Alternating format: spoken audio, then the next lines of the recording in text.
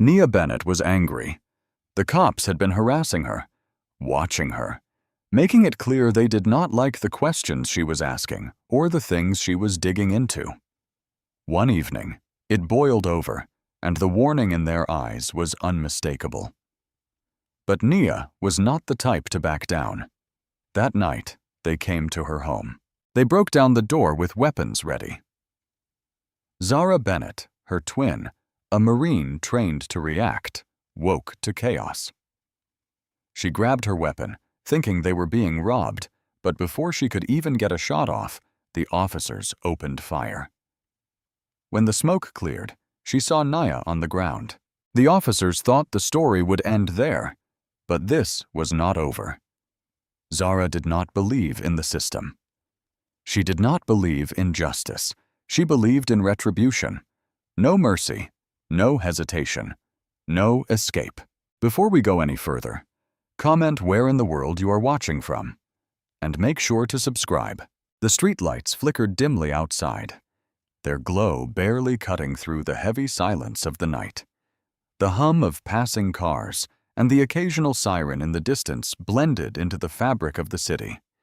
Inside the small rented house, the air was thick with tension, not from anything tangible, but from the weight of unspoken truths that settled in the chest and refused to leave. Zara sat at the kitchen table, hands wrapped around a steaming mug of coffee. Her sharp gaze was steady, her posture relaxed but always alert. Across from her, Nia paced, her movements restless, her expression tight with frustration. She had kicked off her shoes hours ago, her socks barely making a sound against the wooden floor as she moved back and forth, too wired to sit still. "Same thing, over and over," Nia muttered, arms folding across her chest. "You know, I keep telling myself I won't let them get to me, but it's impossible. They act like I don't even belong here, like I'm not supposed to walk down the street without their permission." Zara exhaled slowly, tracking her sister's movements with the same quiet patience she had carried through every mission and every deployment. She had learned long ago that Nia did not just talk. She felt everything down to her bones. And if she was worked up like this, there was a reason. "What happened?" Zara finally asked, her voice low and even. Nia stopped pacing just long enough to lean against the counter, drumming her fingers against the surface. "I was walking back from the store, minding my business, and these two cops, big guys, full tactical gear like they're in a war zone, decide to stop me. Said I looked suspicious. Suspicious how? Because I was walking too fast? Too slow? Wearing a hoodie? What does that even mean?" Zara's grip on the mug tightened, but she said nothing. "I told them I had places to be. Tried to keep it simple, but they didn't like that. Started with the whole 'watch your attitude' routine. One of them even rested his hand on his gun, like that was supposed to mean something." Zara did not react outwardly, but something in her expression shifted, something colder settling behind her eyes. "What did you do?" Nia let out a dry, humorless laugh. "What could I do? I kept my hands where they could see them, kept my voice calm, and let them feel important. Eventually, they let me go, but not before reminding me that I should be careful, like they were doing me a favor." Zara leaned forward slightly, her voice quieter now. "Did you get their names?" "Of course I did," Nia said, rolling her eyes. "Harlan, Knox, and Reed. And you best believe I'm putting their behavior on record. I've got a whole article half finished on police overreach, and now I've got first-hand proof." Zara inhaled deeply, considering her words carefully. She had spent years in places where power was not just exercised, it was wielded unchecked and unchallenged. She had seen what happened when people like those officers thought they were untouchable. "You should be careful," she said finally, the words softer than she intended. Nia scoffed, shaking her head. "You sound like Mom." Zara huffed a quiet laugh, but she did not argue. Their mother had spent their whole lives reminding them to move carefully, to be smart about their battles, to understand the risks of standing too tall in a world that did not want them to. I mean it, Zara continued, her tone even. You should watch your back. I always do, Nia shot back, but her voice lacked its usual fire. For a long moment, neither of them spoke. The weight of the conversation lingered between them, heavy, but unspoken. Eventually, Nia sighed, rubbing a hand over her face before pushing away from the counter. I should get some sleep, she muttered. But I'm not letting this go. I know, Zara said, a faint trace of a smile on her lips. You never do. Nia nodded, her movement slower now as she made her way toward her room. She squeezed Zara's shoulder lightly in passing, a small, familiar gesture that said more than words ever could. Zara lingered in the kitchen a moment longer, standing in the dim light, listening to the soft creak of the house settling. Something about the night felt different, heavier, though she could not explain why. Shaking it off, she switched off the light and headed to her room, exhaustion finally settling over her. The last thing she heard before drifting off was the soft murmur of Nia's voice through the thin walls, still talking to herself, still defiant even in the quiet. And then, deep in the dead of night, came the sound of splintering wood, the deafening crash of boots storming through the door, and the sharp, fractured screams that shattered everything. The house trembled under the force of the breach, the door slamming open with an explosive crack that sent splinters flying across the floor. Shadows poured into the space, heavy boots pounding against the wood, voices overlapping in a chaotic frenzy of shouted orders and clipped demands. Zara's body reacted before her mind caught up, the sudden shock jolting her upright. Breath sharp, adrenaline flooding her veins, still caught in the haze of sleep. Her hand shot toward the nightstand, fingers curling around the grip of her pistol. The weight of it was familiar, grounding, a cold certainty in the midst of confusion and noise. Too much noise. The world had not settled into focus yet. She pushed off the bed, heart slamming against her ribs, moving toward the hallway as the shouts grew louder. The floor was cool beneath her bare feet, her vision adjusting to the dim glow of streetlights filtering through the window. Her mind had not placed the pieces together yet. Who? Why? How? But she knew one thing for certain. Someone had just forced their way into their home, and they were not stopping. Zara stepped into this hallway, gun at the ready, breath tight, muscles tense, instinct screaming to assess, to take control of the situation. Then the light hit her, blinding and overwhelming. A wall of white seared through her vision, forcing her to recoil, momentarily disoriented. "Drop the weapon! Hands in the air!" The voice was deafening, authoritative, slamming into her like a physical blow. She could not see past the glare, only the vague outlines of movement, shadows shifting, weapons raised. Her mind was still catching up. Who were they? Why were they here? And then, wait, she's not... Nia's voice. Zara barely registered her sister's movement, did not have time to see where she was coming from, only knew that the moment Nia stepped into the hall behind her, everything collapsed into chaos. The shouts turned into gunfire. Zara ducked on instinct, years of training kicking in, her body moving before thought. She threw herself sideways into the nearest room, feeling the rush of air as bullets tore past her. The deafening crack of gunfire rang through the narrow hallway. She hit the floor hard, her shoulder slamming against wood, the pistol slipping from her grip. But Nia had not moved fast enough. A sharp gasp, the sound of a body hitting the floor. Zara twisted sharply, her pulse spiking with dread as she saw her sister collapse in the open hallway. Her body crumpled under the force of the shot. Her breath came in short, panicked bursts, one hand weakly clutching at her side, dark crimson already staining her shirt. "No!" Zara pushed up, lunging forward. The officers were still shouting, their weapons still raised, but Zara barely heard them. She reached out, her hands finding Nia's arms, gripping tight as she pulled, dragging her sister toward the room, away from the line of fire.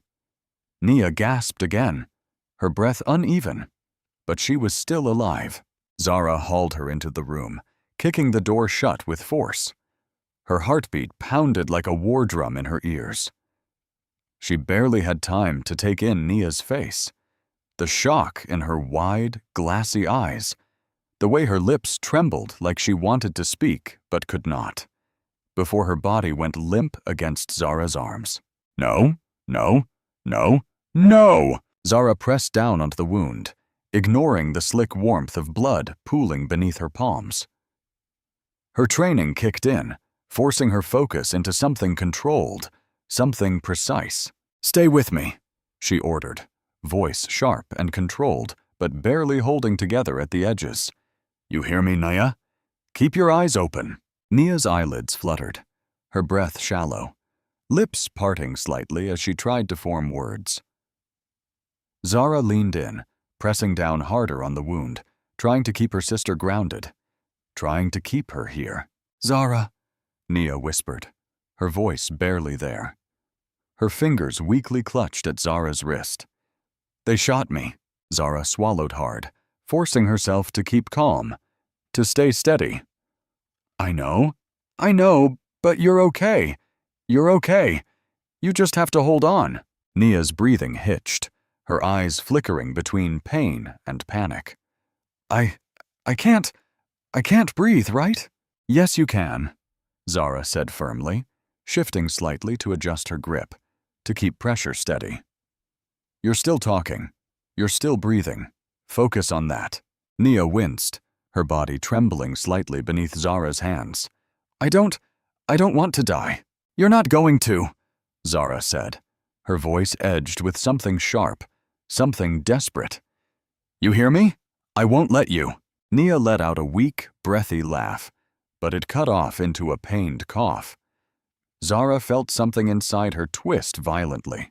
"Just hold on," she whispered, pressing down harder, ignoring the sting of tears welling in her eyes, ignoring the voices shouting outside the door, ignoring everything but the faint, trembling rise and fall of her sister's chest beneath her hands. "Zara," Nia rasped again, her fingers weakly clutching at her wrist. This is who they are." Zara's jaw tightened. She did not answer. She did not have to. The pounding footsteps outside grew louder, the weight of boots closing in, the voices shouting commands, their presence a reminder of what was coming next. But for these few seconds, it was just the two of them. Zara did not move, did not loosen her grip, did not let the cold seep into her bones. She just kept pressing down, willing her sister to keep breathing, waiting for the moment when the door would finally burst open and the rest of the nightmare would begin. The pounding of boots outside the door grew louder. Voices barked orders, the heavy shuffle of movement filling the air like the slow build of an approaching storm. The door rattled under the weight of their presence, but Zara barely registered it. Her hands remained firm against the wound, pressing down, her fingers slick with warmth, the deep red of it staining the floor beneath them. Nia's breathing was shallow and unsteady, but she was still here, still holding on. "Just breathe," Zara whispered, more command than comfort, her own voice tight and forced, unwilling to let the cracks show. "In and out. Stay with me." Nia's lips parted, a shuddering breath escaping her, but she nodded weakly, her eyes fluttering as she fought to keep them open. Zara could see the fear in them, the quiet desperation of someone who knew they were slipping, but refused to accept it. The door slammed against the frame again, hard enough to shake the walls. Zara ignored it. Then came the hiss, a sharp, pressurized burst followed by the sudden searing burn in the air. Zara's throat tightened instantly, her eyes stinging as the room filled with thick, acrid smoke. The realization hit too late. Tear gas, her lungs clenched against the chemical burn, her body reacting on instinct, muscles seizing as she fought the urge to cough, to breathe too deeply, to let the gas settle into her chest. But then, a choked, gasping sound from beneath her. Nia! Panic shot through Zara's veins like fire. She looked down, eyes burning, vision blurred, but she could still see the way Nia's body convulsed beneath her. The weak, desperate struggle to inhale.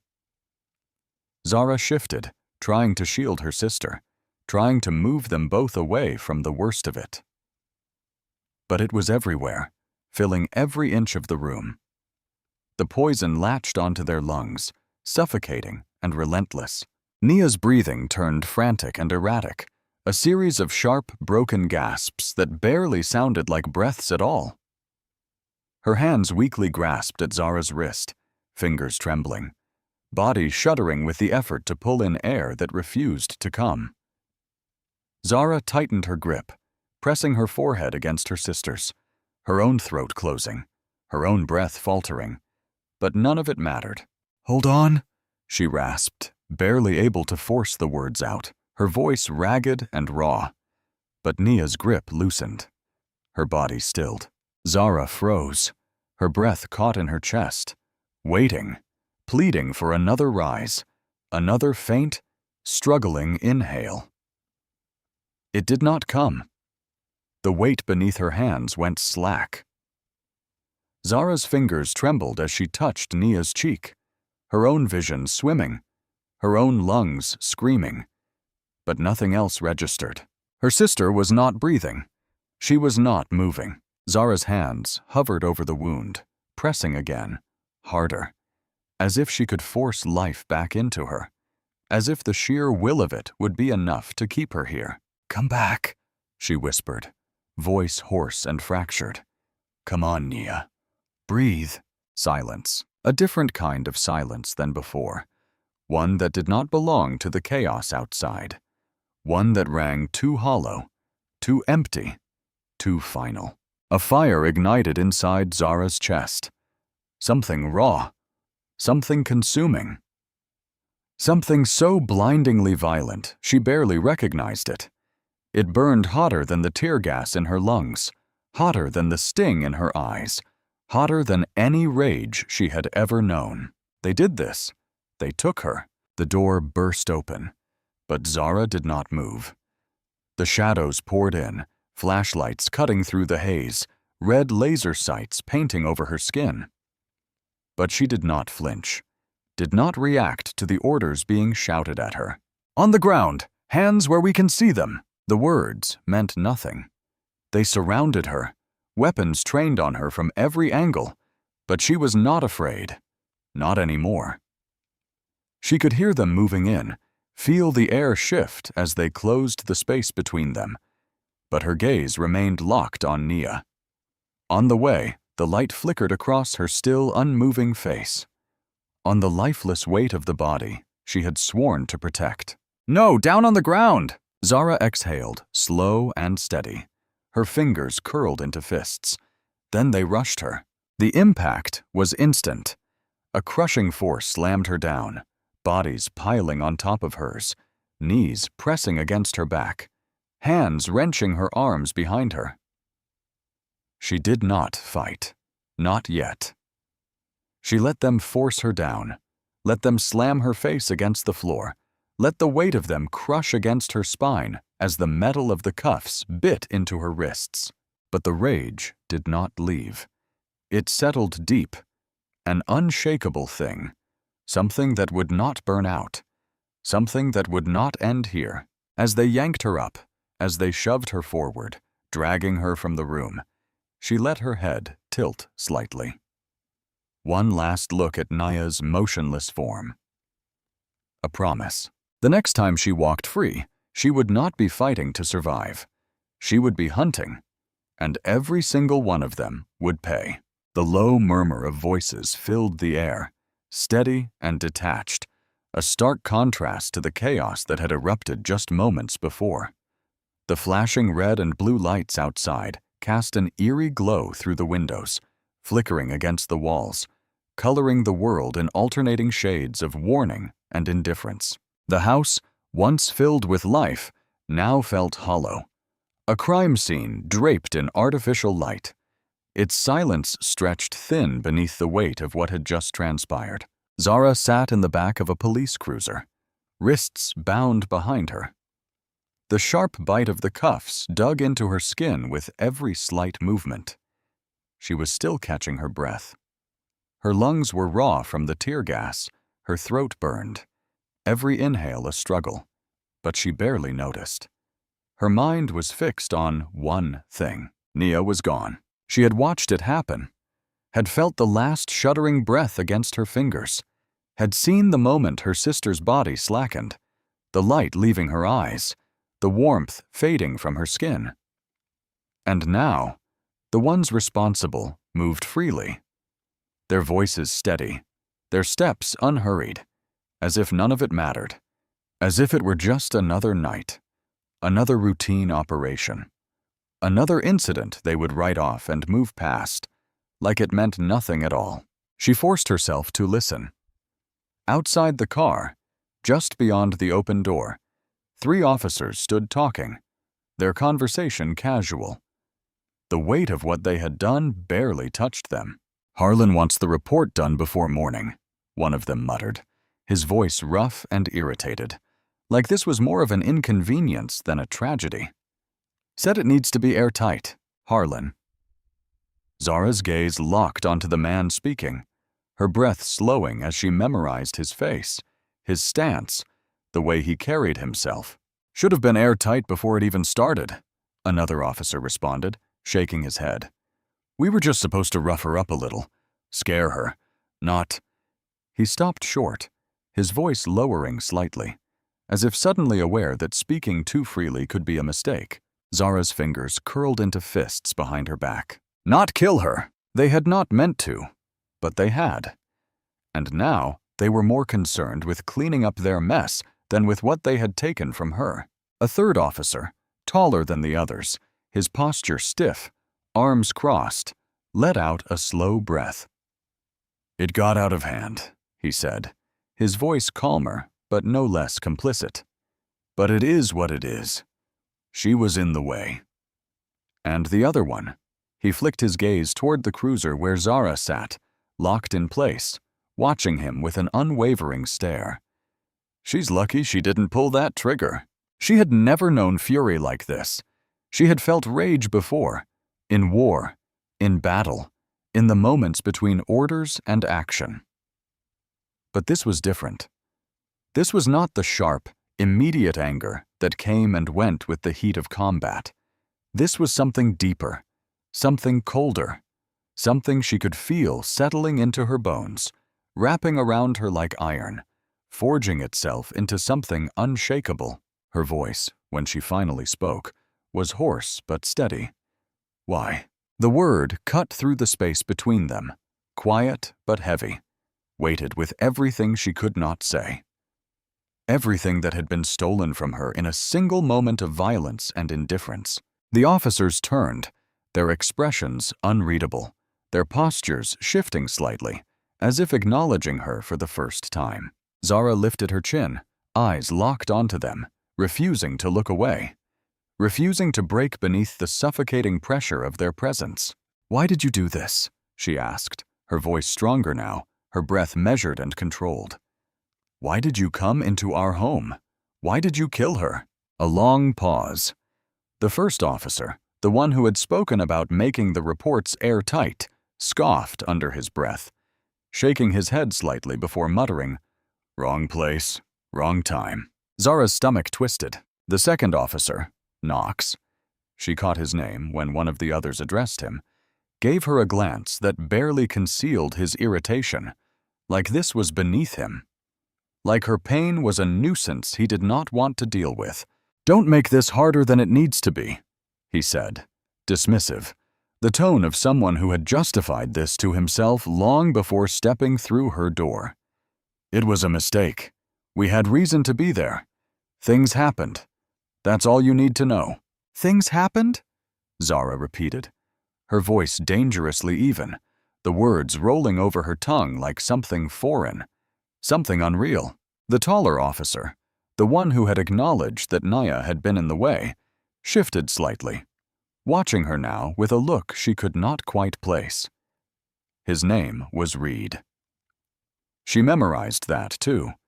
She wondered if he could feel it. The way her rage curled around the air between them, the way it turned something as simple as silence into something suffocating. She didn't have to die, she said. And it was not a question, not an accusation, just a simple truth laid bare in the space between them. None of them answered. Zara's jaw tightened. Her pulse was steady now, the initial wave of grief and shock hardening into something she could use, something she could hold on to. She would remember their names: Harlan, Knox, Reed. She would remember their faces, the way they stood there now, impassive and indifferent, cleaning up their mess like it was just another day's work. She would remember everything, and when the time came, they would know exactly why. The holding cell was cold, not just in temperature, but in the way the air sat heavy and stagnant, pressing down like the walls themselves were closing in. The gray cinder block walls bore the marks of countless others who had sat in this same space, trapped beneath the weight of a system that had already decided their fate before they had even spoken. The dim overhead light flickered slightly, casting shadows along the hard floor. The thin metal bench beneath Zara offered little comfort as she sat motionless, wrists still aching from the too tight grip of the handcuffs that had only just been removed. Her breath was slow and measured, her body still except for the faint twitch of her fingers against her knee, the only sign that the rage inside her was still alive, still burning, still consuming. She had barely spoken since they threw her in here. The officers gave her nothing beyond routine procedure, no acknowledgement, no explanations. They did not need to. She already knew what this was. They were waiting for her to break, for her to beg, for her to lash out so they could justify what they had done. She gave them none of it. She sat in silence, eyes forward, jaw tight, letting the weight of everything settle, letting it press into her bones, letting it carve itself into something unmovable. And then, through the thick fog of exhaustion, through the ache in her muscles, through the unbearable suffocating emptiness in her chest, the memory surfaced. Naya. Earlier that evening, she had been pacing in their kitchen, voice sharp with frustration, arms crossed tightly over her chest, her mind running too fast, too full, too restless. Zara had listened, had let her talk, had let her vent about the encounter, about the way they had stopped her for nothing, about the way they had looked at her like she did not belong, about the way they had put their hands on their weapons as if she had done something wrong, simply by existing in the wrong place at the wrong time. Harlan, Knox, Reed. The same names, the same men. Her breath hitched, fingers curling into her palms, nails pressing into skin. Her heartbeat was steady, but thrumming just beneath the surface, every beat pushing her further into the realization that none of this had been an accident. They had been watching her sister. They had been waiting. And when the opportunity came, they had taken it, not because they had to, not because there had been any real threat, but because they could. The air in the holding cell felt heavier now, the silence no longer empty, but filled with something sharp, something twisting, something final. She had spent years learning how to survive war, learning how to anticipate the enemy, how to read movements before they happened, how to calculate her next steps before they even became necessary.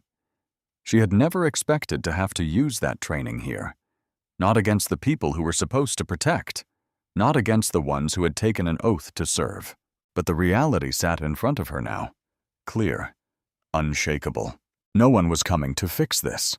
No one was going to make it right. They would walk free, untouched, unchallenged.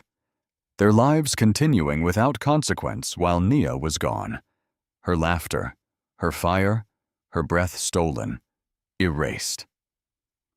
Another name on a list that no one would fight to remember, unless Zara did something about it. Her eyes lifted slowly, gaze settling on the heavy steel bars in front of her. But she was not really looking at them. She was looking past them, through them. Zara sat motionless, hands resting loosely in her lap. Her wrists ached from the too tight handcuffs they had only just removed. Hours had passed, though she had lost track of exactly how many. No one had come to tell her anything. No explanations, no updates, just silence broken only by the occasional shuffle of footsteps outside the door. She had spent that time replaying everything. The moment the door had crashed open, the light blinding her, the deafening roar of gunfire, the sickening gasp that had left Nia's lips, the way her body had folded beneath the weight of the bullet, the desperate rise and fall of her chest as she had fought for breath, the way her fingers had clutched at Zara's arm, weak and trembling before going still. And then the tear gas, the last thing that had stolen any chance of saving her. Zara inhaled slowly, controlling the rise and fall of her own breath, pressing it down, locking it away for later. The door creaked open. She did not move, did not lift her gaze right away, listening first, taking in the sound of measured footsteps against concrete. Then a voice. "Miss Bennett." She looked up. The man who had entered was tall and lean, dressed in a dark, well-tailored suit that had seen better days. His face was lined with the exhaustion of someone who had spent years fighting battles in courtrooms. His dark eyes were sharp and unreadable as he regarded her from across the room. "Elias Crow," he introduced himself, stepping closer. His voice was even and professional. "I'm your lawyer." Zara said nothing, just held his gaze, waiting. He sighed, pulling out a chair from the metal table bolted to the floor and sitting down across from her. He set down a folder, the pages inside slightly crumpled, as if they had been handled too many times in too short a period. "I've spoken with the department," he said, flipping open the file, scanning the contents before looking back up. "They're holding you under suspicion of aggravated assault on law enforcement, possibly obstruction." Zara's fingers curled slightly against her knee. "Obstruction?" she repeated, her voice dangerously even. Crow exhaled through his nose, nodding. "That's what they're trying to make it sound like. You were armed. They entered under a no-knock warrant. You failed to comply with verbal orders." He glanced at her, his gaze assessing. "They're claiming that's what led to the incident." Zara did not flinch. "The incident?" she echoed. Crow studied her for a long moment before closing the file with a quiet snap. "They're already covering their tracks," he said, his voice lower now, quieter. "The reports are being finalized. Statements are being aligned. They'll say the operation was justified, that they had no choice." Zara's breath was steady and slow. Her pulse no longer spiked at words she had already prepared herself to hear.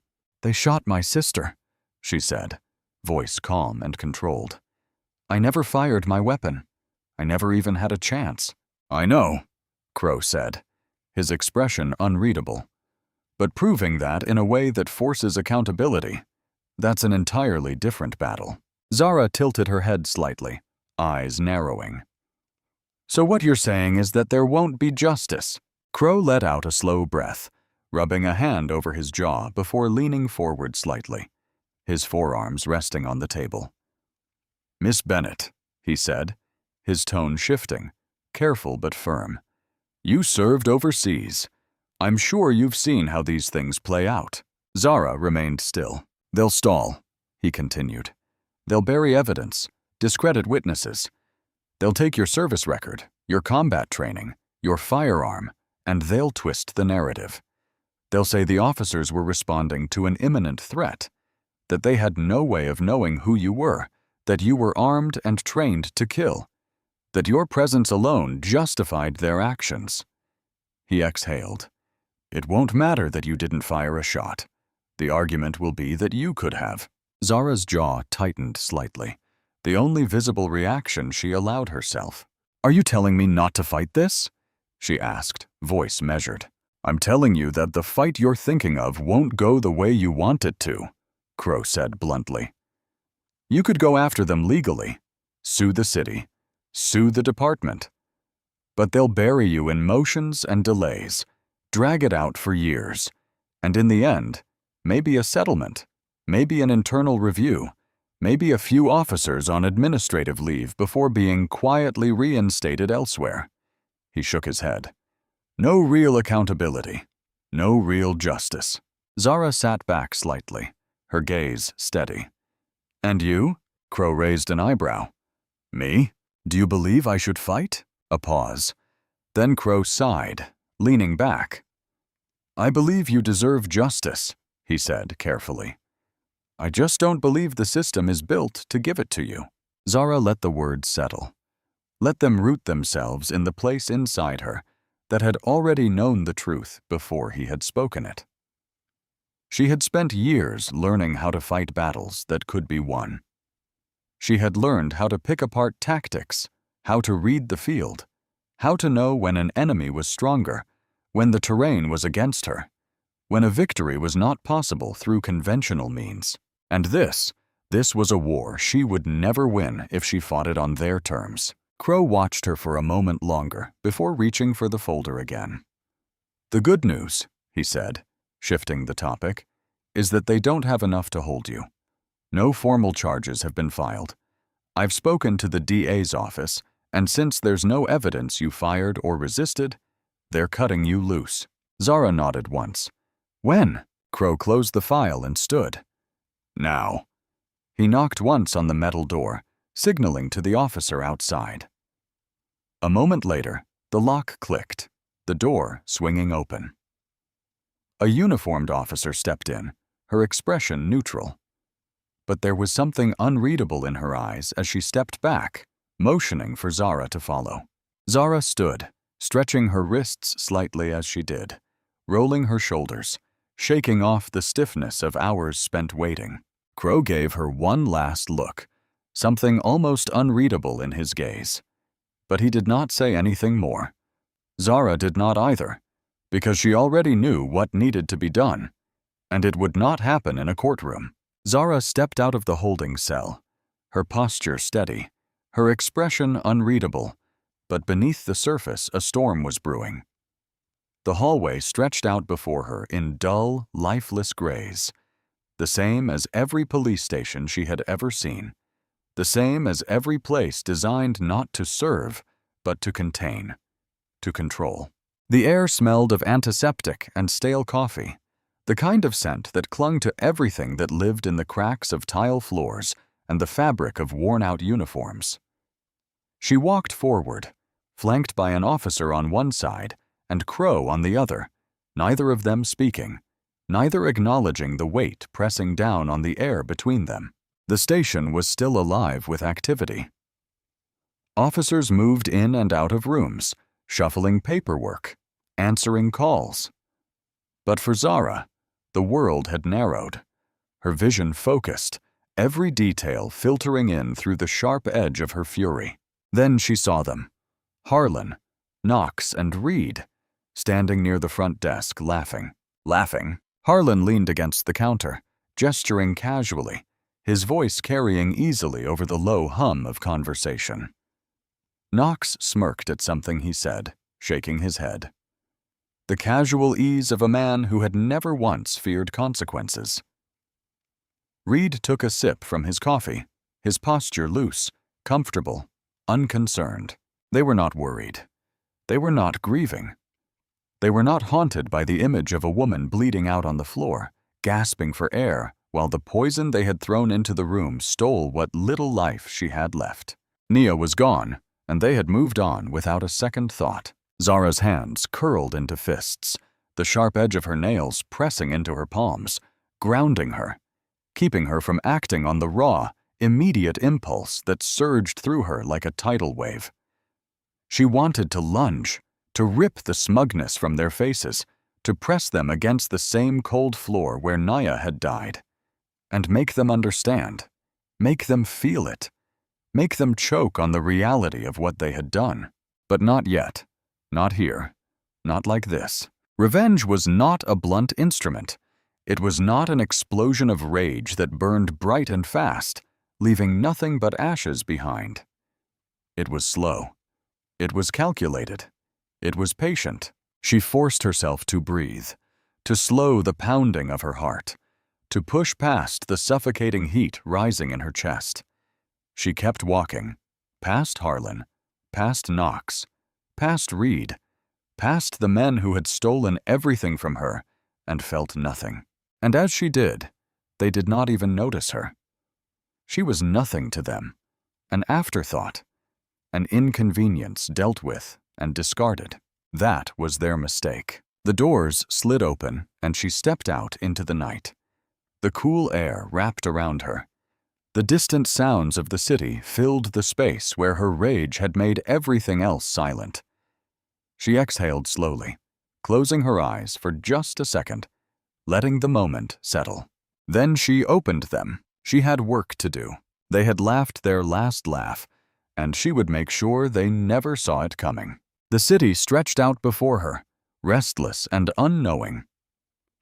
The glow of streetlights reflected off damp pavement, the distant hum of traffic, a steady pulse beneath the surface of the night. Zara moved through it like a shadow, unseen, unnoticed. Her mind already worked through the steps that would bring her closer to what she needed: answers, leverage, justice, retribution. She had spent years learning how to track an enemy, how to break them down, how to pick them apart piece by piece before delivering the final blow. But war had rules, lines drawn in the sand, a clear distinction between those who wore a uniform and those who did not. This was different. There were no battlefields here, no official orders, no chain of command, just her and them, and she would not strike blind. She needed information, not just about their routines, their vulnerabilities, but about why. Why they had chosen Nia, why they had singled her out, why they had decided she was a lesson that needed to be taught. And for that, she needed the weakest link, Knox. He was the youngest of the three, the least experienced, the one who had hesitated when speaking outside the station, the one who had shifted uncomfortably when Harlan had brushed off Nia's death like it was nothing. It was not guilt. None of them felt that. But hesitation was enough. Hesitation meant cracks, and cracks could be broken wide open. She had started that same night, moving with the kind of patience most people did not possess. Watching from a distance, noting his habits, the places he went when he thought no one was looking, the people he spoke to, the ones he ignored. He lived alone in a small apartment complex on the east side of the city, a building that had seen better days, its exterior worn by time and neglect. No family, no close connections, just the occasional bar visit where he drank just enough to loosen his guard, but never enough to lose control. He took the same route home every night, never varying his routine, never once considering that someone might be watching. Might be waiting. That was his second mistake. His first had been thinking he would walk away from what he had done. Zara followed him for days, slipping into his world without ever making her presence known. Studying his movements, his patterns, the way he carried himself when he thought he was safe. He was arrogant, but not careful. The kind of man who had always had the system behind him, who had never been taught to fear the consequences of his actions. But that would change. She needed to know what he knew, needed to hear it from his own mouth, needed to pull it from him piece by piece until the full truth lay bare in front of her. Because once she had that truth, she would not just make them pay. She would make them understand exactly why they were dying. The night was thick with humidity, the weight of it settling over the city like a damp, suffocating veil. Streetlights flickered against wet pavement. The distant hum of traffic was a steady undercurrent beneath the quiet pulse of the late hour. It was the kind of night that swallowed sound, that blurred the edges of movement, that made people keep their heads down, too caught up in their own lives to notice the small shifts in the world around them. Perfect. Zara had been watching for days, her patience unshaken, her focus unbreakable, waiting for the right moment. And tonight, that moment had come. One evening routine. Knox spent his evenings the same way, never once considering that his predictable nature might be a weakness, that his habits might one day be used against him. He drank at a bar 3 blocks from his apartment. Always the same one. Always for just over an hour. Always just enough alcohol to take the edge off, but never enough to dull his awareness entirely. He thought it made him sharp. He thought it made him smart. But Zara knew the truth. Men like him had never been taught to fear the consequences of their actions, but she was going to change that. She waited in the shadows across the street, her breath slow and controlled, her muscles loose but ready. She had chosen her position carefully, a space just outside the glow of the streetlights, a blind spot in the cameras, far enough from the bar's entrance to avoid unwanted attention, but close enough to move quickly when the time came. Knox emerged just after the usual time, his posture relaxed, his expression unreadable as he adjusted his jacket, nodding absently to the bartender on his way out. He did not look over his shoulder. He did not check his surroundings. He had no reason to. He was not the one who had something to fear. Not yet. Zara fell into step behind him, her movement seamless, her footfall silent against the pavement, keeping just enough distance to remain unnoticed. She had already mapped out his route, already memorized the turns, the alleys, the blind spots where the streetlights flickered just a little too dimly. He was walking straight into her hands. It was not until he was halfway home that he noticed something was off. She saw the moment it clicked, his shoulders tensing slightly, his pace shifting just a fraction, the way his head tilted ever so slightly, as if listening for something beyond the usual hum of the city. He glanced back, just a quick, casual look. But she had already moved, slipping into the deeper shadows of a narrow side street, out of sight before his gaze could land on her. He exhaled, shaking his head slightly, dismissing the unease. Mistake. She closed the distance. It happened fast, faster than he had time to process. One moment he was walking, the next he was being yanked backward into the alley. His balance was thrown off, his body slamming against the damp brick wall with a force that knocked the air from his lungs. His reaction was instinctive, muscles tensing, arms coming up to shove her off. But she was faster, her forearm pressed hard against his throat, cutting off his first attempt at a shout, her body pinning his against the wall. The sharp edge of her knee pressed into his ribs to keep him from getting his footing. His eyes widened, breath hitching as recognition flickered through the haze of adrenaline. "Bennett?" His voice was tight, strained against the pressure at his throat. She did not respond. His hands grasped at her arms, fingers digging in, trying to push her off, but she was stronger, her grip unrelenting, her focus absolute. He started to shift his weight, trying to use his height to his advantage, to regain control of the situation. But she anticipated it before he had even fully committed to the move. Her knee drove up hard into his gut, knocking the wind from him completely. As he doubled over, gasping, she twisted sharply, shifting her weight just enough to send him careening sideways into the wall again. His skull connected with a dull crack. His body sagged slightly, dazed, but not unconscious. Good. She needed him awake. His breath was ragged now, his body struggling against the shock, against the sudden turn of events he had not been prepared for. His hands grasped weakly at her jacket, a last-ditch effort to regain some control.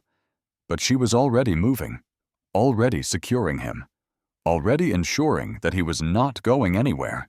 It took less than a minute. The zip ties slid over his wrists in a swift, practiced motion, locking his arms behind his back before he could even register what was happening. The strip of cloth she had brought with her pressed against his mouth, muffling the protests that finally started to form. His words lost to the night as she secured the knot tightly behind his head. She glanced around once, checking for movement, for witnesses. But the street was still empty. She had chosen well. With one final swift motion, she lifted him just enough to get him moving, half dragging, half guiding him toward the waiting vehicle she had positioned just outside the alley, the back doors already open. He struggled, still dazed but fighting, his body resisting even as his mind worked to catch up. She let him feel like he had a chance. Let him waste his energy because soon there would be no fight left in him at all. She shoved him into the back of the van, his body hitting the floor with a heavy thud. His muffled protests were now full, panicked, but useless. The doors slammed shut, sealing them inside the darkness. She climbed into the driver's seat, starting the engine, her pulse steady, her breath even. She pulled away from the curb, the city slipping past her. The glow of streetlights cast long shadows against the glass. There was an old warehouse on the outskirts of the city, long abandoned, forgotten by the world. The perfect place for what came next. She had her first target, and by the time the sun rose, she would have her first confession. The warehouse was silent, except for the steady drip of water from a rusted pipe overhead. The slow, rhythmic sound echoing in the vast emptiness of the abandoned space. The air was thick with dust, the scent of old oil and decay lingering in the corners where the light from the flickering overhead bulb did not quite reach. Zara stood motionless, arms crossed, gaze locked onto the man slumped in the chair before her. Knox's breathing was ragged, his wrists raw from where he had strained against the zip ties binding them behind his back. His head hung forward, his body tense, shoulders rising and falling with every shallow inhale. His face was slick with sweat, his pulse hammering so hard she could see it in his throat. He was afraid. Good. She had taken her time. Let him sit in the dark. Let him feel the weight of his situation. Let him listen to his own breathing, his own thoughts, the slow realization that no one was coming for him. The fear had settled deep in him long before she had even spoken a word. Now it was time. She stepped forward, slow and deliberate, her boots scuffing against the concrete just enough to let him know she was moving. His head snapped up, eyes wild, darting around the dimly lit space before finally landing on her. He swallowed hard, his breath hitching as he struggled to straighten himself, to regain some semblance of control. She said nothing. Just waited. The silence stretched between them, thick and heavy, pressing down like a weight neither of them acknowledged but both understood. Finally, he broke. "What do you want?" His voice was hoarse, raw from whatever screaming he had done earlier when she had first secured him. Zara tilted her head slightly, studying him. "You already know the answer to that." His jaw clenched. "I don't." Before he could finish, she moved. Not a punch, not a slap, just a sharp, precise strike to his leg, just above the knee. A practice maneuver that sent a jolt of pain through his body without causing permanent damage. His gasp was sharp, his body jerking against the restraints, a ragged curse spilling from his lips before he bit it back. "I don't have time for lies," she said, her voice calm, steady, controlled. "We both know why you're here. So let's not waste either of our time pretending you don't." His breathing was uneven now, his body tense, muscles coiled beneath the weight of fear and pain. He was not a soldier. He was not trained to withstand this. He was too trained to hold power, not to be stripped of it. He was not built for this kind of pressure, and she was. He wet his lips, eyes darting to the side before settling back on her. It wasn't my call. Zara remained still. Whose was it? Knox hesitated, his mouth opening and closing like he was trying to find the right words, the right way to spin this in his favor. Another strike, this time to his ribs. Controlled, precise, just enough to knock the wind out of him, to remind him that stalling would not save him. He gasped, chest heaving, his body writhing against the restraints as he struggled for breath. Harlan, he choked out. And Reed. It was them. Zara did not react, did not give him anything, just waited. Knox swallowed hard, his head hanging forward, his breath coming in short, uneven bursts. They had history with her. He coughed slightly, shifting in the chair, wincing at the strain in his arms. She had been digging into them for months, looking into old cases, asking questions, talking to people she shouldn't have been talking to. Zara felt her pulse slow. Her grip on control tightened even as something dark twisted in her gut. She had known Nia was bold, had known she never let things go when she smelled corruption, but she had not known how deep she had been in. What kind of history? Knox licked his lips again. His face was pale, his body sagging slightly as if the weight of the truth was crushing him as much as the situation he was in. Harlan and Reed? There were incidents, complaints, cover-ups. They've been doing this for years, not just to Nia, to other people. Zara's breath was slow and steady, her mind already processing, already cataloging every word. She found something, she said, her voice quieter now, but no less dangerous. Knox nodded weakly. She was getting close, too close. They knew she wouldn't stop, so they decided to handle it. Her jaw tightened, her muscles coiling with the effort to keep herself from reacting. So they orchestrated the raid, she said, her voice calm and detached. The only sign of the fire burning beneath her words was in the sharpness of her tone. Knox nodded again, his body trembling slightly. They knew she'd be home. They knew they could make it look justified. I wasn't supposed to be there. I wasn't part of the planning. He exhaled shakily.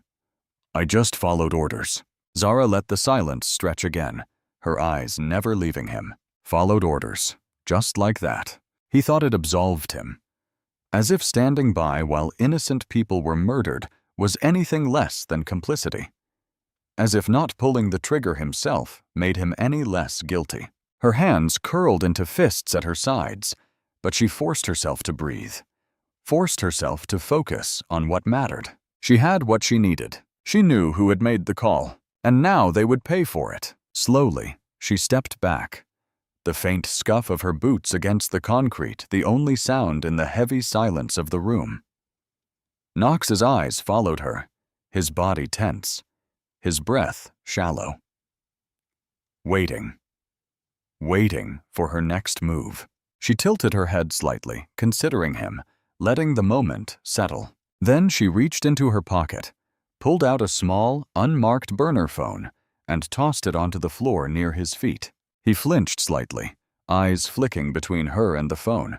"You're going to call them," she said, her voice quiet and controlled. "You're going to set a meeting. Somewhere private. Somewhere isolated." Knox's face drained of what little color remained. "No," he breathed. "They'll know something's wrong. They'll what?" Zara leaned down just close enough that he could see the look in her eyes. "That's not a request." The fear in his face deepened, his breath shuddering slightly as he looked away, swallowing hard. He knew he had no choice. Zara straightened, exhaling slowly, already planning the next step, already seeing the end before the game had even begun. Harlan and Reed thought they had won. They thought they had buried the past, silenced the one person who could take them down. But they had not. Nia had left behind more than just a story. She had left behind a soldier, and now that soldier was coming for them. The air inside the warehouse hung heavy, thick with the scent of damp concrete and rusted metal, the silence stretching long between them. The dim overhead bulb flickered slightly, its glow casting uneven shadows across the floor, highlighting the rigid set of Knox's shoulders, the way his breath came in short, panicked bursts. He was trying to hold it together, trying to mask the fear bleeding through his expression. But Zara had seen enough men break to know when the fight had already left them. She stood motionless, watching him, letting the weight of what had just happened settle in his mind. She had everything she needed.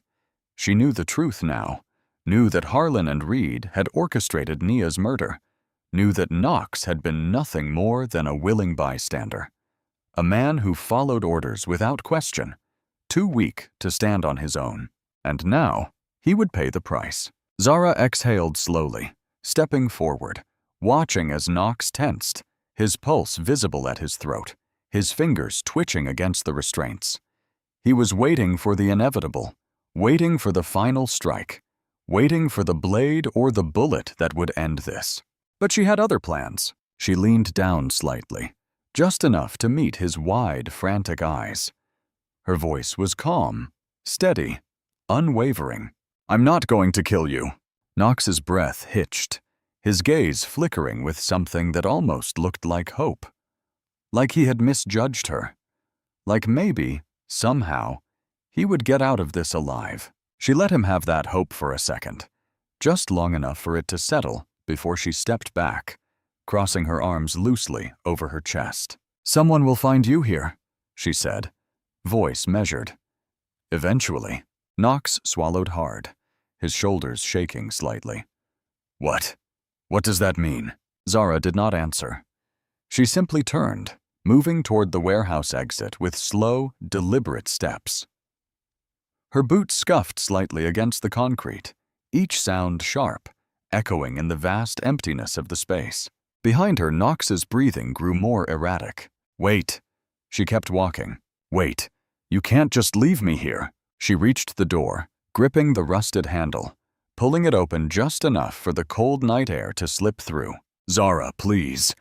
His voice cracked, raw with desperation now. "I told you what you wanted to know. You said you weren't going to kill me." She glanced back, just once, her expression unreadable. "I'm not." Then she stepped through the door, and that was when Knox lost it. The panic set in all at once, his breath ragged and wild, his body twisting violently against the restraints. The chair beneath him wobbled, its metal legs scraping against the floor. His struggles grew more erratic with every passing second.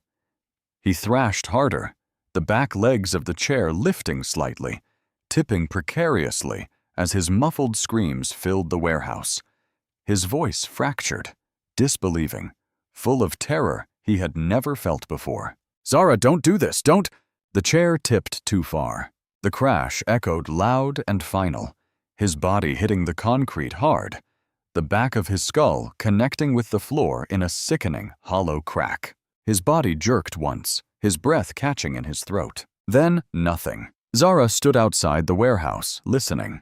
The silence stretched, heavy and unbroken. She let out a slow breath, closing her eyes for just a second, letting the moment settle, letting the reality of it sink in. She had given him a chance, and he had been the one to waste it. When she opened her eyes again, she was already moving. Her steps steady, her body loose and controlled. The city lights flickered in the distance, their glow barely reaching the outskirts where the warehouse sat. Forgotten, abandoned, just like the man who had died inside it. One down, two to go, and they would not see her coming. The night air was crisp, colder than it had been earlier, the weight of it settling over the empty streets in a way that made everything feel quieter, heavier. Zara moved through the city with the kind of ease that came from years of knowing how to disappear into the background. Her body was loose, her pace controlled, every step measured, every movement purposeful. She had not stayed long at the warehouse. She had lingered just long enough to be sure, long enough to hear the way the silence stretched, thick and unmoving, long enough to know that Knox would not be leaving that place. And now, as she walked, as the lights from passing cars flickered against her skin, As the distant hum of the city pulsed around her, she let herself wonder, had she done the right thing? She had not killed him, not directly, not with her own hands, not in the way she had planned. She had left him breathing, left him with a chance, left him in a moment of panic that had been entirely his own doing. But was that enough? Was that absolution? Or had she simply found a way to let herself pretend she was not the executioner? Did it even matter? The question burned at the edges of her thoughts, but she pushed it down, burying it beneath the weight of everything else that still had to be done. Because the truth was simple. She had given him an opportunity, however slim, however cruel it might have seemed, and he had squandered it. He had panicked. He had thrashed and fought, his own fears sealing his fate, and she had just walked away. She let out a slow breath, exhaling through her nose, letting the cold settle into her lungs, letting the quiet stretch between her thoughts until it dulled, until it became nothing more than background noise, because the next step had already been set in motion, and now there was no time left for questions. The shipping yard loomed ahead, the vast expanse of rusted metal containers stacked like silent sentinels, rows upon rows stretching out into the darkness. A perfect maze of cover, of places to disappear. The ground beneath her boots was uneven, gravel crunching softly as she moved, slipping between the shadows. Her breath was slow, her pulse steady. She had arrived before him. Good. She positioned herself carefully, choosing a vantage point just beyond the glow of the scattered floodlights, waiting, watching. And then, finally, a car pulled in. The headlights cut through the dark. The low rumble of the engine was the only sound in the emptiness of the yard. Harlan. The driver's side door creaked open, and he stepped out. His movements were slow and casual, a man who had spent his entire life feeling untouchable. He exhaled, stretching his shoulders slightly, scanning the space around him with a careful but unconcerned glance. He was not expecting trouble. He thought he was meeting Knox. Zara stayed where she was, letting the silence stretch, letting him feel the empty space around him, letting him lean into the false comfort of the routine, the predictability of it. Then she moved, deliberate, unrushed. Her steps were light, her posture loose, the way she carried herself just familiar enough to make him believe, just for a moment, that Knox had actually shown up. Harlan let out an irritated sigh, shaking his head slightly as he turned. The dim glow of the overhead lights caught the sharp edges of his face. "About time," he muttered. "If this is about that black activist we killed, you could have just said so over the phone." Zara did not stop walking. Harlan chuckled, a low, amused sound, shaking his head as if he found the entire thing ridiculous. As if Naya's death, as if her life, had meant nothing more than a moment of inconvenience, a memory that did not even deserve weight. Then, finally, he looked up, and he saw her. The amusement in his face flickered, his smirk faltering just slightly. Just enough for the moment to stretch between them, for the recognition to settle, for his mind to catch up to what was standing in front of him. His lips parted slightly, a slow exhale slipping past them. Then, as if on instinct, as if some deep primal part of him knew what was about to happen, the smirk returned. He laughed. It was a slow, drawn-out sound. Something edged with amusement, but layered beneath it was something else, something darker, something that said he had already decided how this would end. "Well, well," he said, his voice light and taunting. "I guess I should have expected this." Zara did not respond. Harlan tilted his head slightly, studying her the way one might study an opponent, sizing up a fight, looking for the weak spots, looking for the cracks. "You look just like her, you know," he continued, taking a slow step forward, his hands loose at his sides, relaxed. "Same fire in the eyes, same little attitude, I bet. Probably a whole lot meaner, though." Another step. Zara let him come closer, Let him feel like he had control. Let him feel like he was the one dictating how this was going to play out. Nia had that problem too, he mused, shaking his head as if it were all just a shame, as if she had been nothing more than a lesson that had needed to be taught. Never knew when to quit. Always asking the wrong questions. Always pushing. Always thinking she was the smartest person in the room. You'd think people would learn, but Zara moved, fast, before he could react, before he could reach for the weapon tucked at his waist, before he could shift into defense. She struck. A sharp, brutal kick to his knee sent him staggering back with a curse. His balance was thrown.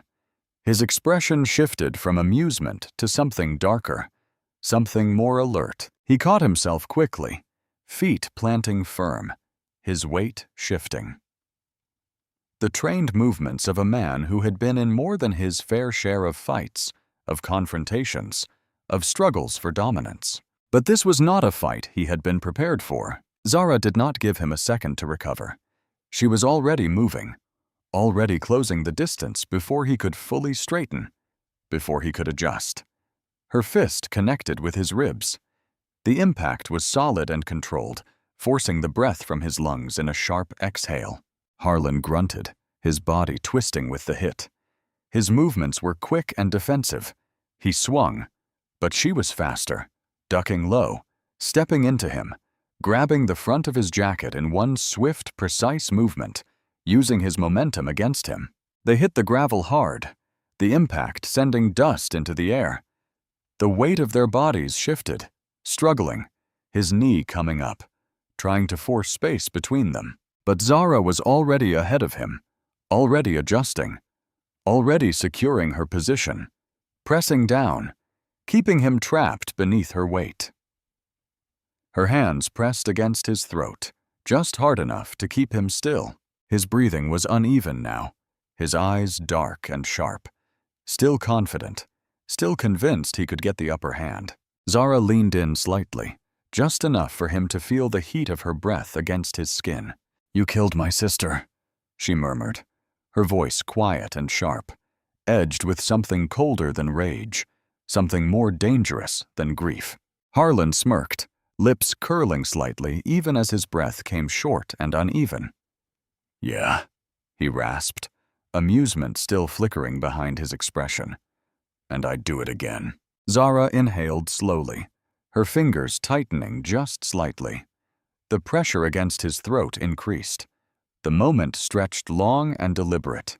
Harlan twisted hard, shifting his weight, his body surging beneath her grip in a practiced, forceful movement. Before Zara could lock in the chokehold fully, he bucked against her, driving his elbow into her side just enough to force her back. The sudden shift in momentum sent them both rolling. The coarse gravel scraped against her palms as she adjusted, flipping herself up into a low, ready stance. Harlan coughed, rubbing his throat where her grip had nearly cut off his air. He pulled himself upright, shaking off the daze, rolling his shoulders as if loosening them before a fight. A slow, smug grin crept across his face, his breathing heavy but controlled, his stance wide and steady.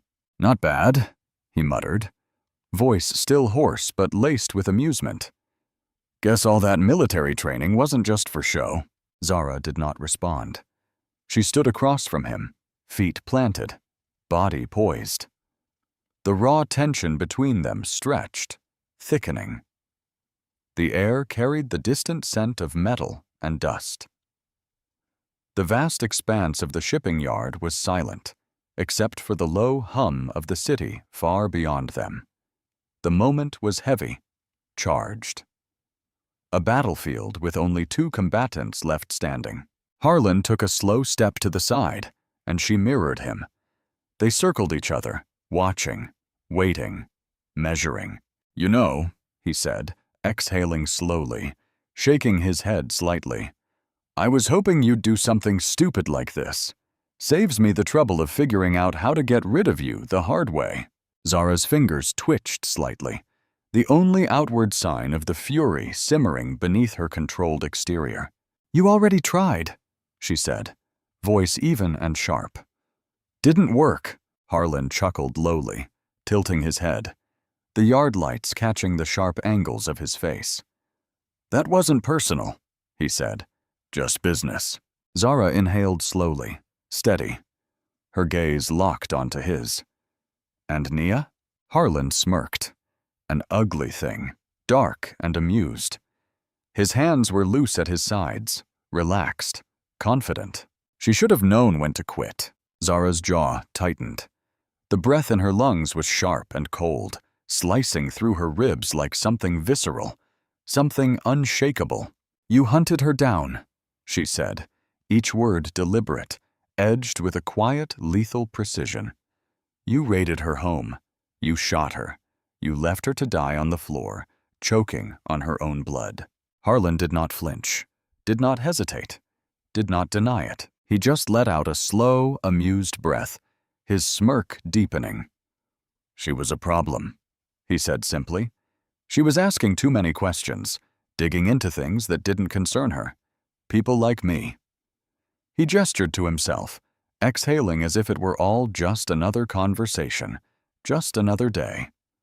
"We don't let problems fester." Zara's breath slowed, controlled, pressing down the tremor of rage curling in her stomach.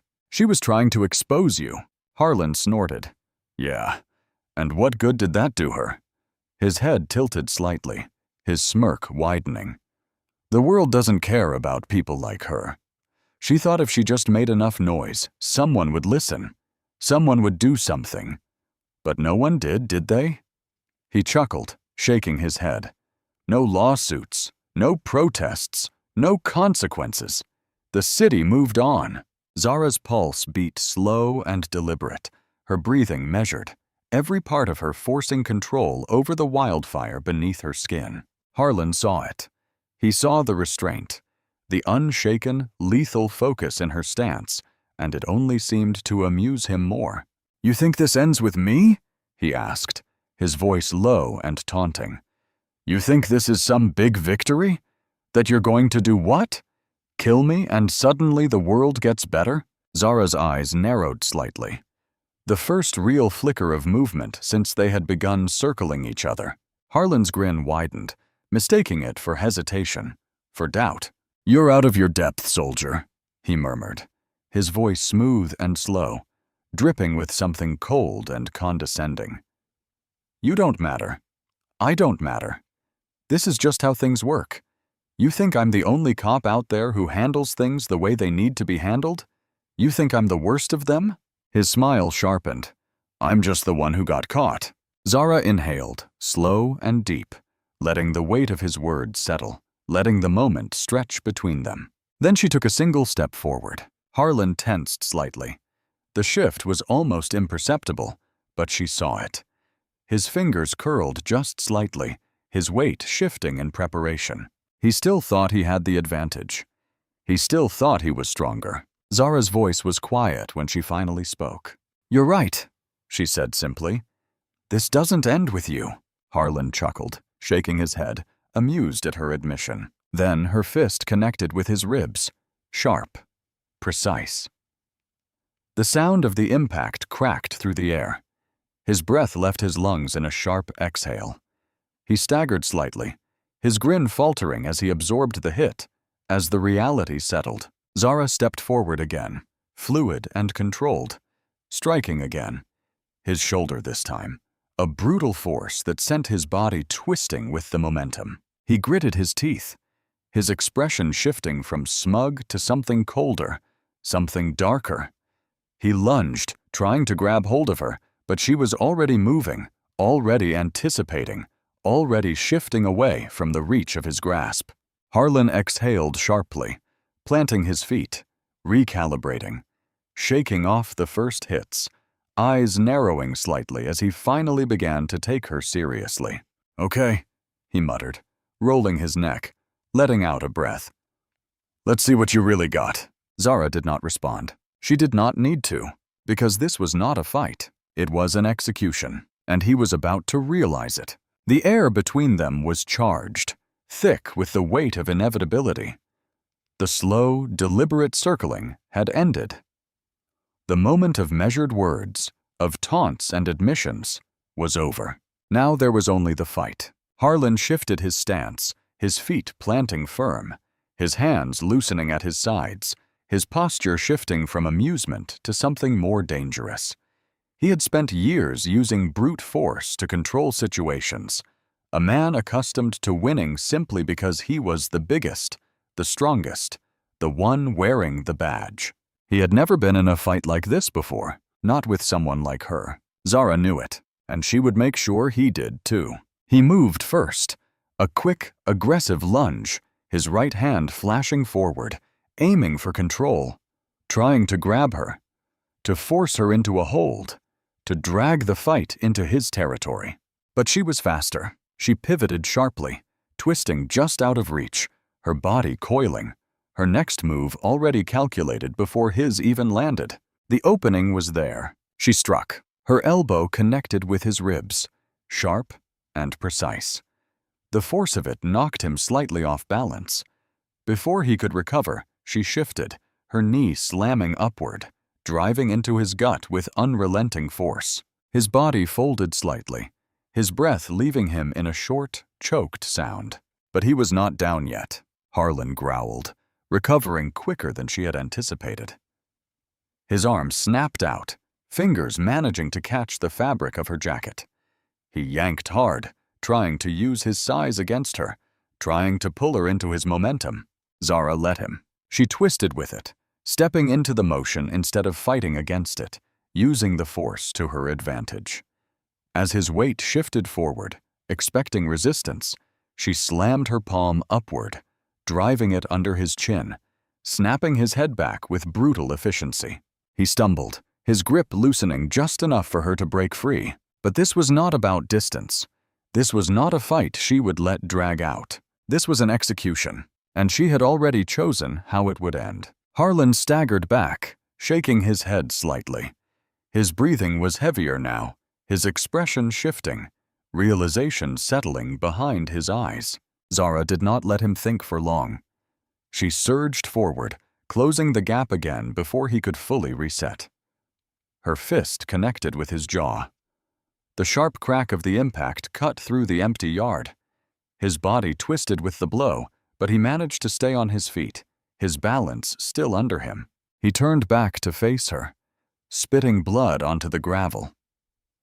His tongue ran over his teeth, as if checking what was still intact. Then, slowly, he laughed. It was a low, breathless sound, something dark and amused, something layered with arrogance that had not quite faded yet. "You're good," he admitted, wiping his mouth with the back of his hand, flexing his fingers slightly as if he could still change the outcome. "But I've had worse." Zara exhaled slowly, her pulse steady, her body loose and unshaken. "No," she murmured. "You haven't." Harlan grinned, shifting his weight, preparing to charge again. But she was already moving. She let him come forward. Let him think for one last second that he was still in control, that he could still turn this around. But the second he stepped in, she dropped low, sweeping her leg out, her foot hooking around his ankle, taking his feet out from under him. He went down hard. The impact sent a sharp, guttural grunt from his throat. The breath was knocked from his lungs as his back hit the uneven gravel. He tried to push up, tried to roll back to his feet. But Zara was already on him, already pressing forward, already shifting into the final move. Her knee drove into his chest, pinning him. Her hands locked around his throat before he could react. His fingers clawed at her wrists, his body twisting, fighting, his muscles straining as he tried to throw her off. But she had the leverage, the position, the control. She pressed down. Harlan gasped, his breath turning ragged, his fingers curling, his body jerking beneath her weight, his eyes locked onto hers. Something flashed behind them. Anger, disbelief, something more primal. The moment a predator realizes they are no longer the one in control. "You killed my sister," she whispered, voice calm and unwavering. His struggles weakened. "You laughed about it." His fingers twitched. You thought you'd walk away. His body jerked once, his breath stuttering, his vision darkening, the fight leaving his limbs in slow, fading tremors. Zara's grip did not loosen. She watched the life drain from his eyes. Watched as the last flicker of arrogance, of cruelty, of certainty that he was untouchable, slipped away. Then, finally, he stopped moving. She exhaled slowly, holding her position for a moment longer, letting the weight of it settle, letting the reality of what she had done press down on her bones. Then she pushed off him, standing, stepping back, letting the silence stretch. 2 down, 1 to go. The night pressed in around her, thick with the weight of everything she had done, everything she had yet to do. The city moved as it always had, indifferent and unknowing, the distant hum of cars blending with the occasional wail of a siren, the neon lights casting fleeting glows against damp pavement. It was a city that swallowed the past, that let the worst of men slip between the cracks, that erased the names of the dead as if they had never mattered at all. But Nia's name would not be erased. Zara moved through the streets with careful precision, blending into the fabric of the city, her thoughts as sharp as her focus.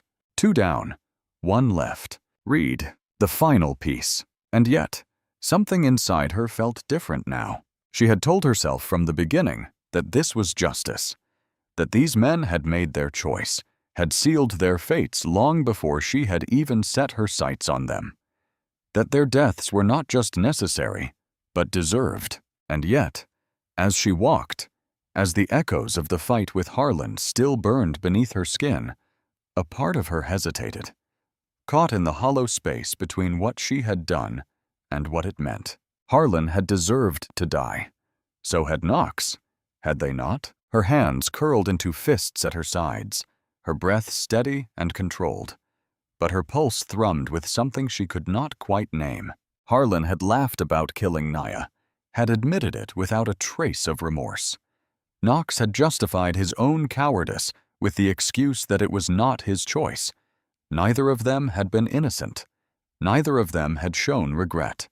Neither of them would have ever faced justice in a courtroom. Not with the system as it was. Not with the way men like them were protected. So why was there a voice in the back of her mind whispering that this was not who she was? She exhaled slowly, pushing the thought down, locking it away. She could not afford doubt. Not now.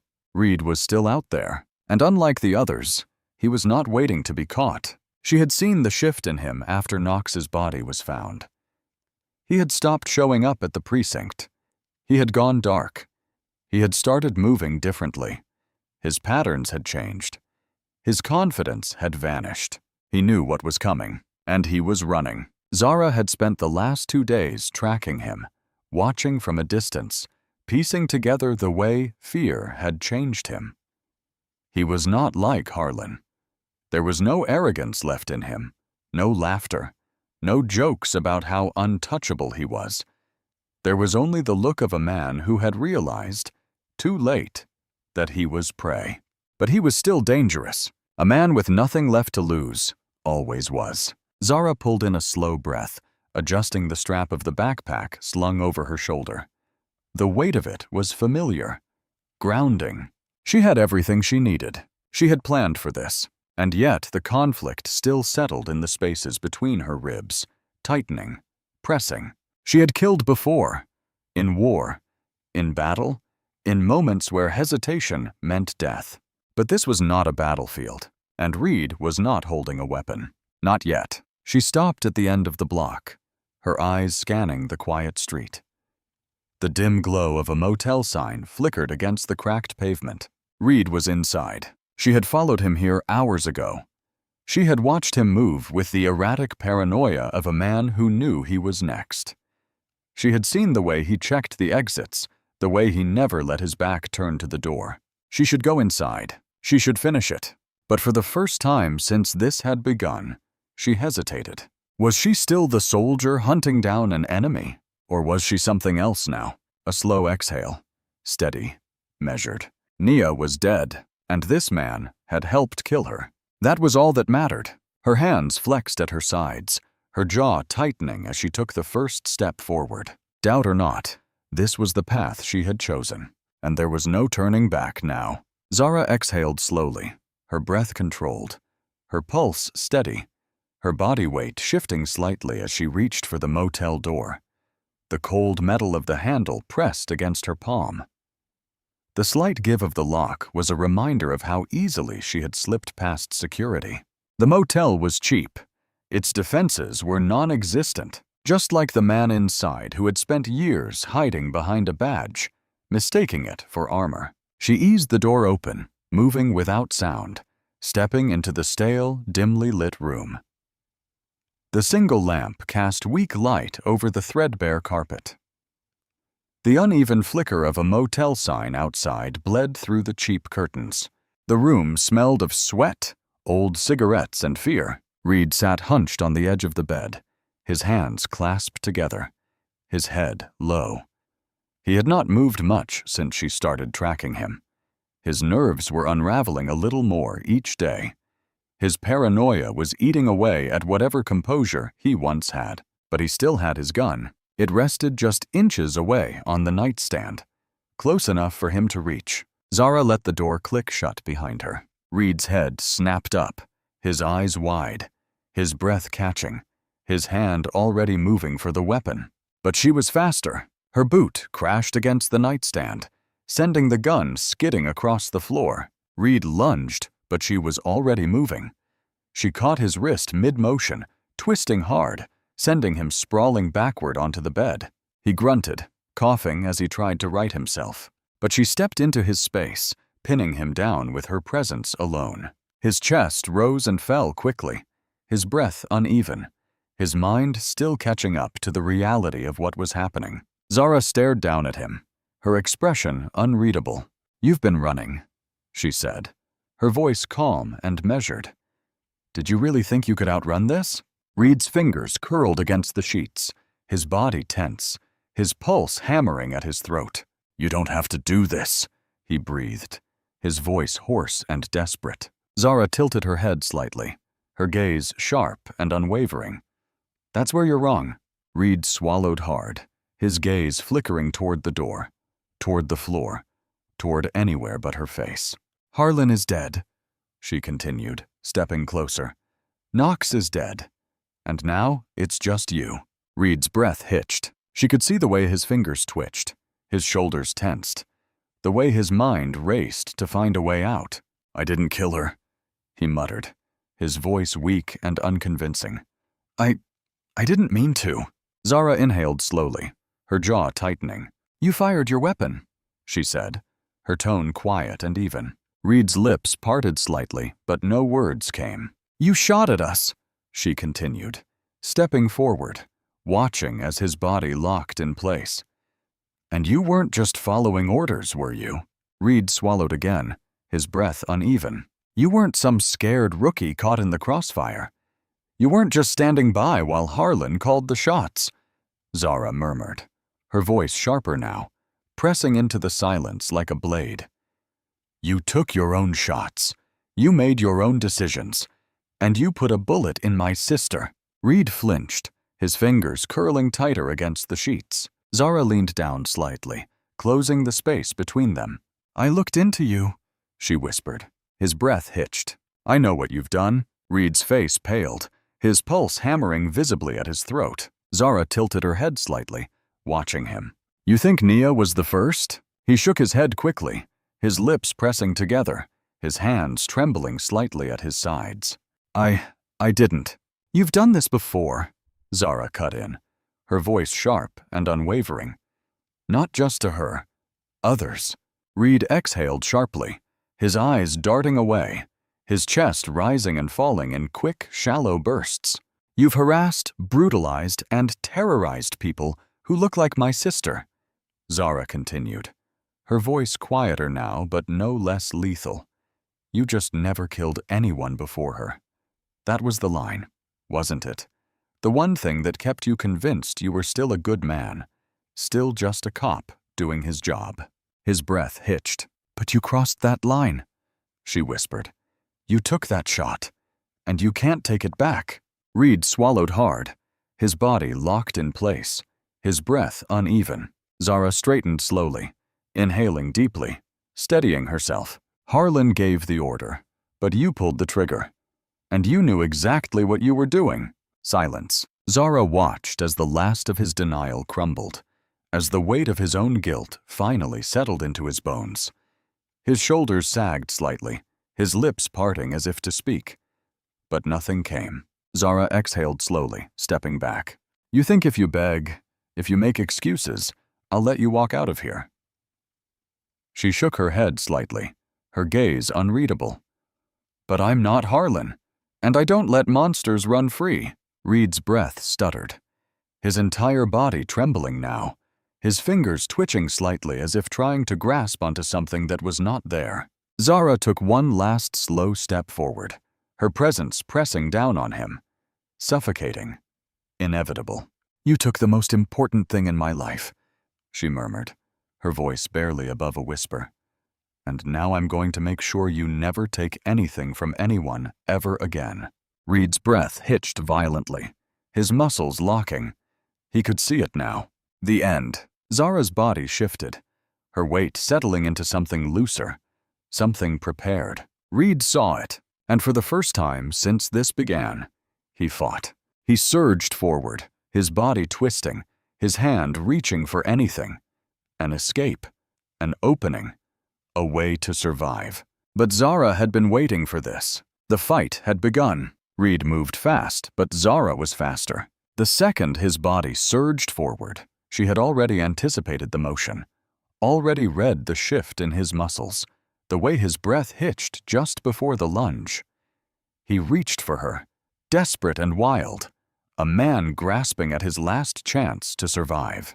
But she sidestepped effortlessly, her foot sweeping out in a sharp arc, catching his ankle and sending him crashing onto the stained motel carpet. He hit the floor hard, his breath leaving him in a sharp grunt. But he scrambled to his feet quickly, his pulse hammering, his chest rising and falling in ragged, erratic bursts. His hands curled into fists, his posture shifting, his entire body coiling like a trapped animal that had finally realized there was no escape. You think you're going to get away with this? He snarled, his voice hoarse and unsteady, the words spitting from his lips as he tried to force some control back into the situation. You think no one's going to come after you? Zara remained still, her body loose, her breathing even. You've killed 2 cops, Reed continued, trying to straighten, trying to regain his footing, trying to believe he still had a way out of this. They're going to find out. They're going to come for you. They'll bury you under a prison for the rest of your life. Zara tilted her head slightly, watching him, waiting for the words to settle, waiting for him to hear them himself, waiting for him to realize the flaw in his own threat. But they haven't, she murmured, her voice quiet, calm, sharp as steel. Reed hesitated. Zara took a slow step forward, closing the space between them, watching the way his throat bobbed, the way his fingers twitched just slightly, the way his body tensed with something that was not just fear, but realization. Why hasn't anyone come for me, Reed? She asked, her tone almost gentle now, almost curious, almost mocking. Why hasn't the department put out a warrant?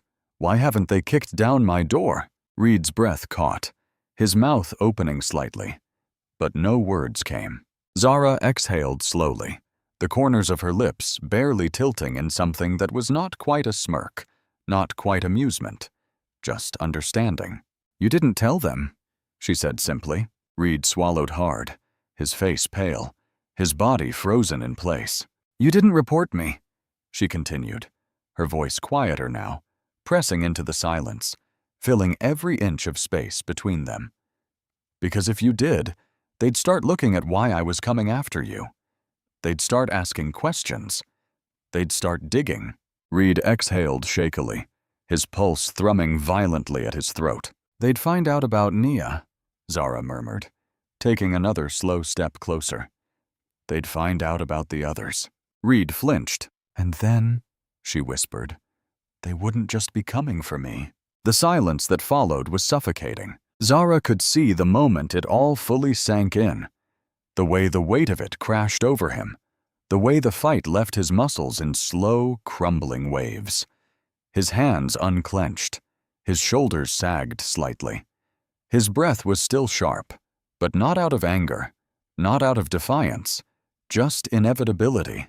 She had won, and he knew it. Zara inhaled slowly, tilting her head, studying him, waiting for the plea, for the regret, for the last, final, desperate attempt to bargain for his life. But it never came. Reed let out a slow, uneven breath, his lips parting slightly as if he wanted to say something. But then he closed them again. His eyes darted away, his body locking up. He was not going to beg. He was not going to ask for mercy, because he knew he did not deserve it. Zara nodded slightly, more to herself than to him. Good, she murmured. Then she moved. Quick, precise, painless. Reed's body jerked once, his breath catching in his throat, his eyes going wide for a single fleeting moment before the light in them faded. And then silence. Zara exhaled slowly, standing over him, her pulse steady, her breath even. It was done. 3 men, 3 gone. And Nia's name would never be forgotten. She turned toward the door, her movements smooth, her body loose, her mind already shifting to what came next. There was nothing left for her here. She had done what she came to do. Now it was time to disappear. The city stretched out before her, restless and unknowing. Its streets still moved, its people still breathed, oblivious to what had been done in the dark, to the war that had been fought and won in the spaces between streetlights. The neon glow reflected in the rain-slicked pavement. The hum of engines and distant voices blended into the night like a pulse, steady, unbothered, untouched. Zara stood just beyond it all, her breath slow and measured, her body loose despite the weight pressing into her chest. The slow, steady thrum of what came next settled into her bones. The motel was behind her now, its doors shut, its rooms still. The world inside of it already fading into the past. Reed was gone. Harlan was gone. Knox was gone. 3 men who had walked through life certain they were untouchable, certain their actions would never catch up to them, certain that no one would ever hold them accountable. They had been wrong, but now, as she stood at the edge of the city, at the threshold of what came after, she found herself wondering if it had been enough. Nia was still dead, and nothing she had done would change that. She had hunted them down. She had made them answer for what they had done. She had ensured that none of them would ever have the chance to hurt another person the way they had hurt her sister. But the world had not changed. The streets still moved. The city still breathed. The corruption still settled in its foundations, in its institutions, in its people. She had burned out a disease, but she had not burned out the system that allowed it to exist. And maybe she never would. Zara exhaled slowly, the thought settling deep, pressing against something she was not sure she could name. Was this justice, or was it just vengeance? She had spent her entire life following orders, fighting wars that were not her own, taking lives because she had been trained to do so, because she had been told it was necessary, that the enemy had to be neutralized, that the mission had to be completed. But this time, there had been no orders. There had been no command, no mission, just her rage, her grief, her choice. And now, as she stood on the other side of it, she was not sure what that meant. She closed her eyes for just a moment, inhaling deeply, letting the cold air fill her lungs, letting the night settle into her skin. The weight of what she had done would never leave her. She had known that before she started, had accepted it before she had taken her first step down this path. And yet, as she opened her eyes again, as she looked out over the city that had stolen everything from her, that had let men like Harlan and Reed and Knox exist unchecked for years, she knew one thing for certain. She had done what needed to be done. The cemetery was quiet, untouched by the restless hum of the city beyond its gates. The air was thick with the scent of damp earth and the faint perfume of wilting flowers, the weight of memory settling over the rows of headstones like an unspoken truth. The sun was setting, casting long shadows across the neatly trimmed grass, the sky bleeding from orange to deep indigo, the last light of the day slipping beneath the horizon. Zara stood before the grave, her breath slow and steady, her hands tucked loosely into the pockets of her jacket. The name carved into the headstone was crisp and unweathered, still too new, still too raw. Nia Bennett. The letters stood cold and final, unmoving, untouched by time. It had been some time since that night, since she had walked away from the city, since she had closed the door on the men who had taken her sister's life. She had spent those months in the quiet spaces of the world, moving from town to town, never staying long, never settling, never letting herself believe that there was something waiting for her beyond what she had already done. She had avenged Nia. She had made them pay. But what did that make her? She exhaled slowly, kneeling down, pressing her palm flat against the cold marble, the familiar weight of grief settling into her chest. "They're gone," she murmured, her voice low and quiet, meant only for the one person who could no longer hear it. "They won't hurt anyone else." The words should have felt like closure, should have settled something inside her, but they did not. Not really, because justice had never been part of this. The system had never righted itself, had never held the guilty accountable. That had been her hands, her choice, and that was what lingered. She let her fingers trace the engraved letters.